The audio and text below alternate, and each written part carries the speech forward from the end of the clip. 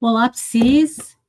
Vamos aí a mais uma aula do canal A Jornada do Psicólogo Iniciante.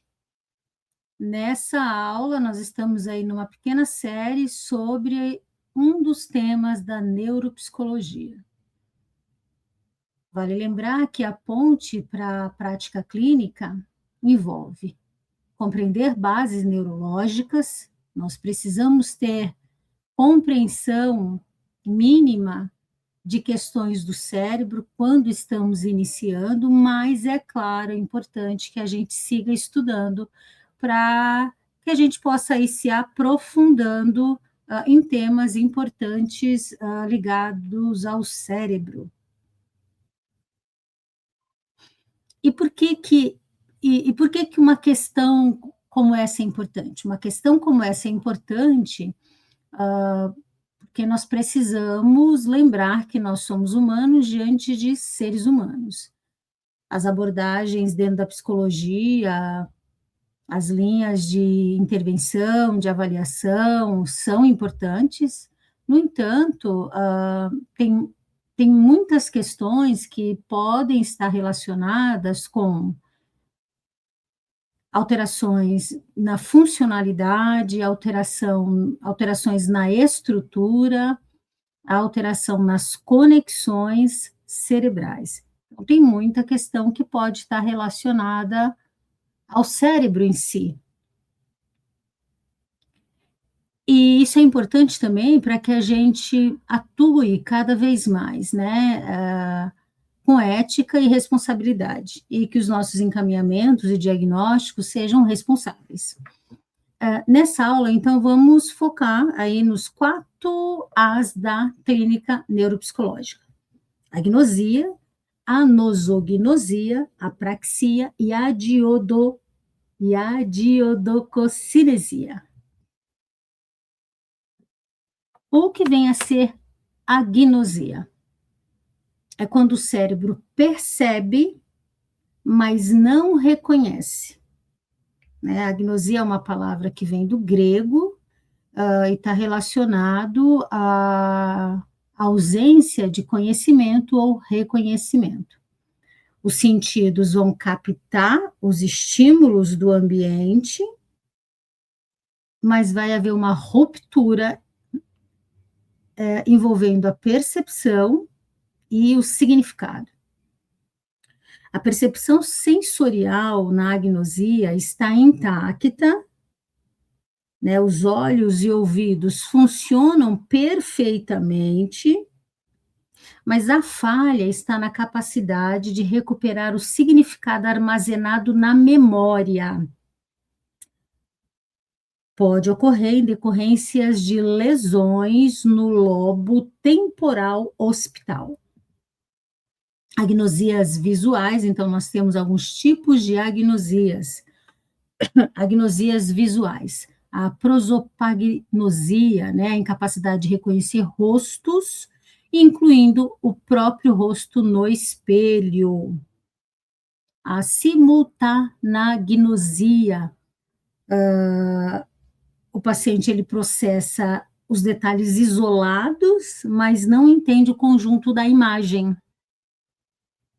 A cinética é a incapacidade de analisar movimento. O mundo parece saltar de uma posição para outra. Então, por exemplo, uma pessoa vai atravessar a rua, ela não consegue atravessar, porque para ela o carro está saltando e não está vindo na direção. A questão do tempo e espaço também é comprometida.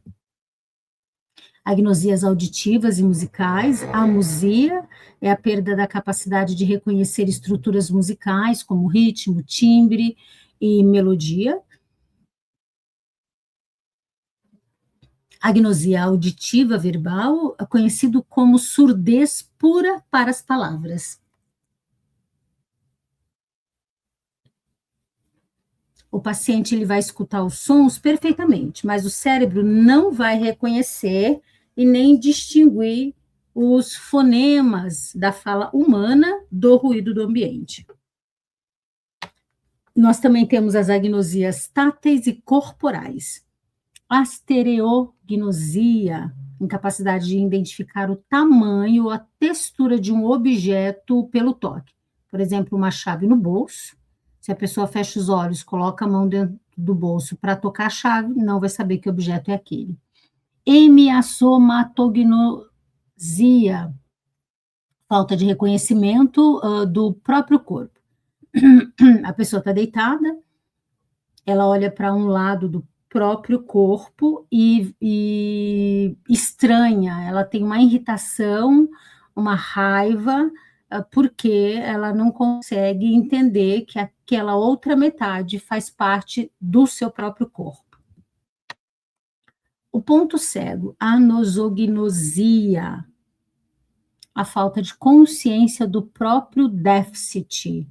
Não é uma negação psicológica freudiana, não é teimosia, é um déficit neurológico real, onde o paciente, devido a uma disfunção cerebral, literalmente não consegue perceber sua própria doença, ou limitação motora ou cognitiva.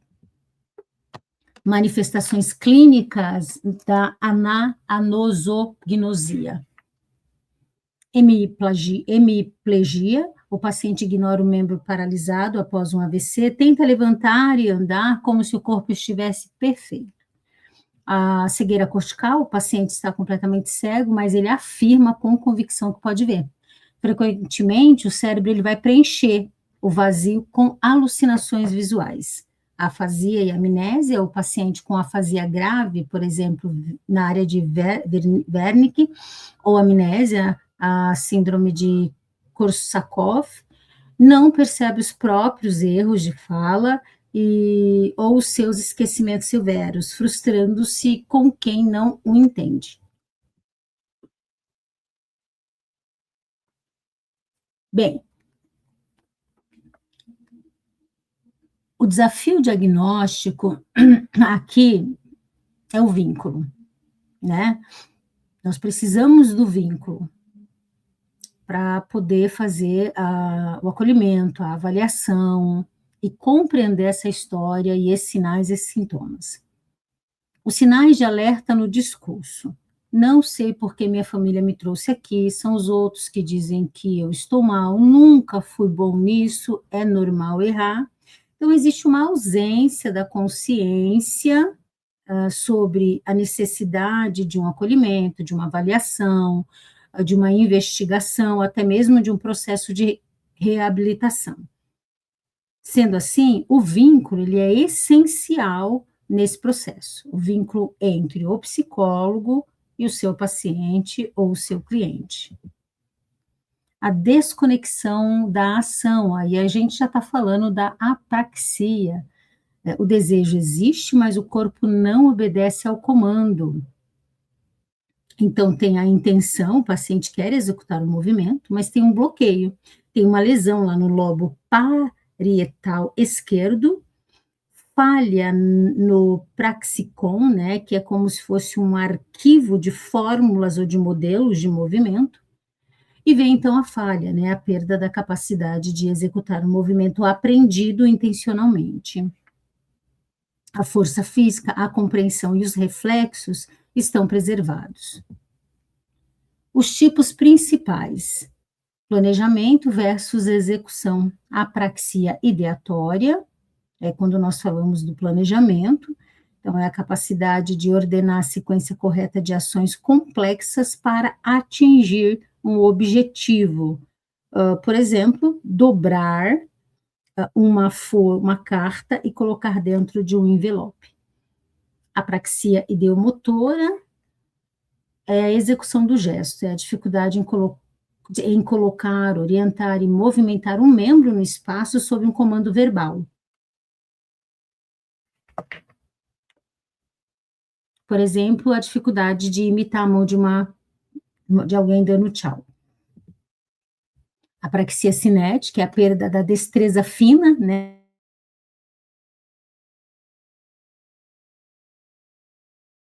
Facial, incapacidade de mover os lábios, a língua, por exemplo, não consegue fazer aquele gesto do assovio. Na prática, né, como avaliar? Então, os gestos intransitivos, eu vou pedir para o paciente dar tchau ou fazer um sinal de pare. Gestos transitivos é a mímica, eu vou pedir para ele usar uma tesoura imaginária ou um martelo. Gestos orofaciais, eu vou pedir para assobiar ou apagar uma vela imaginária. Lembrando que nós estamos aqui falando de neuropsicologia, diagnosias e apraxias, né? Então, no geral, todos nós psicólogos precisamos ter uma noção dessas condições neurológicas. Mas a avaliação aprofundada, ela precisa ser feita por um profissional da psicologia com especialização em neuropsicologia e dentro da neuropsicologia capacitado para fazer esses tipos de avaliação. No entanto, nós, psicólogos, no geral, precisamos ter uma noção dessas condições. A perda do ritmo é a adiodoscocinesia. São nomes bem complicados mesmo, para a gente até falar ou até lembrar. No entanto, é importante que a gente tenha uma noção dessas condições neurológicas ligado aos sentidos, à percepção. Aqui nós temos a incapacidade de realizar movimentos movimentos que se alternam, né? Sejam movimentos que se alternam de forma rápida e que são sucessivos. A causa neuroanatômica, então, geralmente são lesões no cerebelo. O cerebelo é essa região do cérebro, atrás, na região da cabeça, aonde fica ali a nossa nuca, né? Essa região onde está o cerebelo é uma região responsável, nessa região do cérebro, né? Do encéfalo, é uma região responsável pela coordenação e o tempo do movimento. Um teste clínico é, por exemplo, pedir para o paciente virar as palmas das mãos para cima e para baixo de forma repetida e com muita rapidez.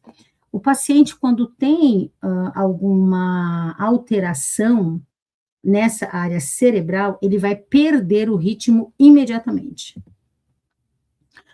A gente tem aqui uma matriz de síntese clínica. Tá? É como se fosse um pequeno mapa mental para que você possa te ajudar, né? Esse mapa mental é para te ajudar a ver se facilita aí a sua memorização, né? Ver se é como se fosse um lembrete mesmo, é um mapa mental para você lembrar. Desculpa aí a minha confusão ao falar, mas é um mapa mental, é um resuminho, tipo um estilo de mapa mental escrito para ajudar você a lembrar.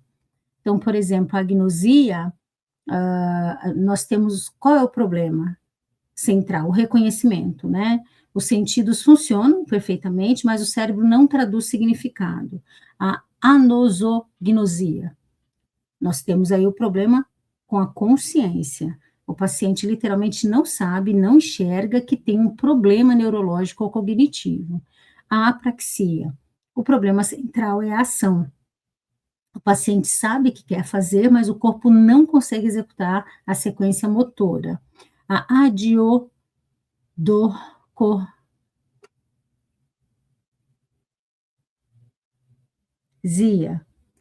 cocinesia.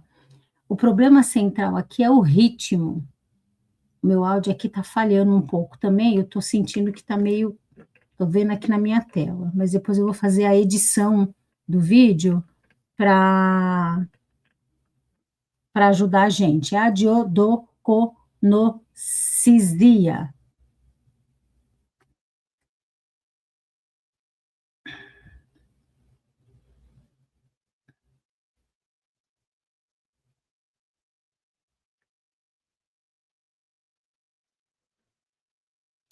A diodococinesia.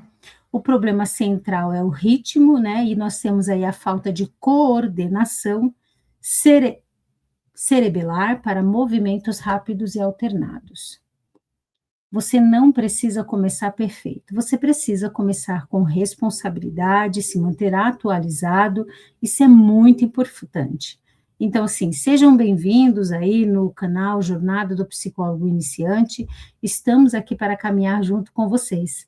Reconhecemos os desafios do início da profissão e queremos aí apresentar soluções, caminhos práticos para que você possa enfrentar a sua jornada, descobrir as suas próprias soluções de problema, aprender com a nossa experiência e ser muito bem-sucedido, oferecendo um serviço excelente para as pessoas que dependem do seu trabalho.